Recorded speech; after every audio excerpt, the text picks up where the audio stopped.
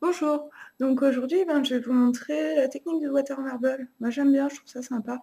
Alors le matériel, on trouve vraiment ça à la maison, il n'y a pas besoin d'investir spécialement. Une aiguille pour tracer le dessin. Un cure-dent, donc c'est pour récupérer le surplus de vernis. Papier toilette ou coton, ou sopalin, moi j'ai pris ça parce que j'avais ça chez moi, pour nettoyer. Scotch pour protéger les doigts parce que c'est une technique assez salissante. De l'eau. Donc à température ambiante, trop chaude, ça va afficher rapidement le dessin, trop froide, c'est pareil. Et donc de vernis. Là, je les ai testés, donc Color Show, qui marche très très bien, c'est vraiment mes chouchous. Et donc le Yes Love en thermo, je les ai testés ensemble, ils marchent bien. Vous allez voir, vous allez voir que les deux couleurs s'étirent bien ensemble. Voilà.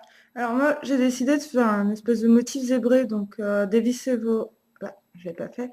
Dévissez vos vernis avant, parce qu'il y a besoin d'être assez rapide.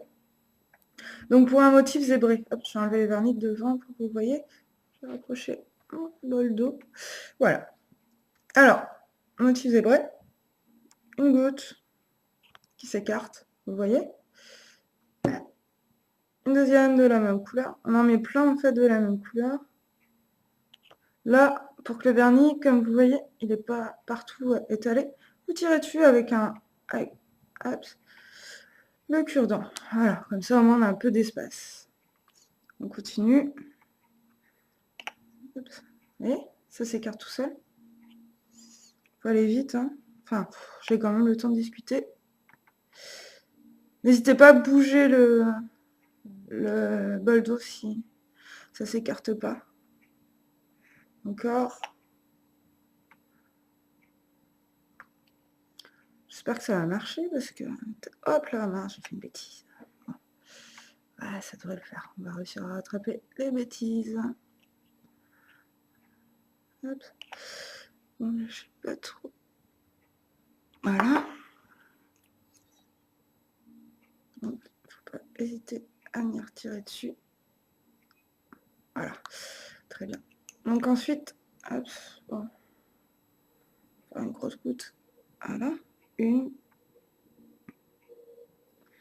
Qui s'écarte, vous voyez. Donc là, ça prouve que les deux vernis fonctionnent très bien entre eux. Une deuxième. Voilà. On bouge pour que ça s'écarte. Hein. Ensuite, on remet une goutte au milieu. Et là, on va commencer à tracer le dessin avec l'aiguille. Donc, là. N'allez jamais toucher l'extérieur. Il est où? Voilà. N'allez jamais toucher l'extérieur parce qu'elles sont sèches, en fait, ça va tout vous déformer. Hop là, j'ai failli le faire, justement, je vous en parle. Donc, voilà, motif zébré. Enfin, zébré, je sais pas, moi j'appelle ça comme ça. Voilà. De haut en bas. Là, aujourd'hui, je suis un petit peu pressée, donc ce sera pas hyper joli, mais bon, je fais au mieux.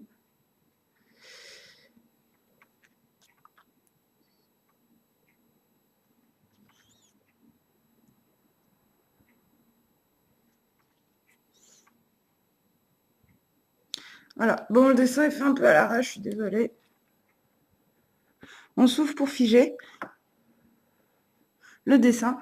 Là, ensuite, on va passer à la technique, à la pratique, à la protection des doigts. Voilà, protection avec du scotch, au-dessus, en dessous, parce que c'est assez salissant quand même comme technique. Donc ensuite, prends déjà en main le cure-dent.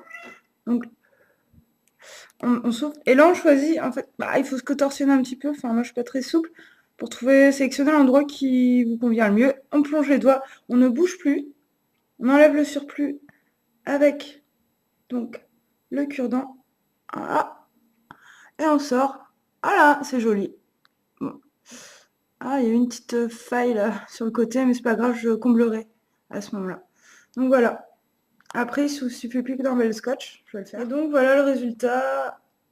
Bon, les petites bulles là qu'il y a, ça de toute façon, il y en aura toujours. On pourra faire tout ce qu'on veut, il y en aura. Donc voilà. Plus tard, je vous montrerai d'autres motifs. Et bonne journée, profitez bien du soleil.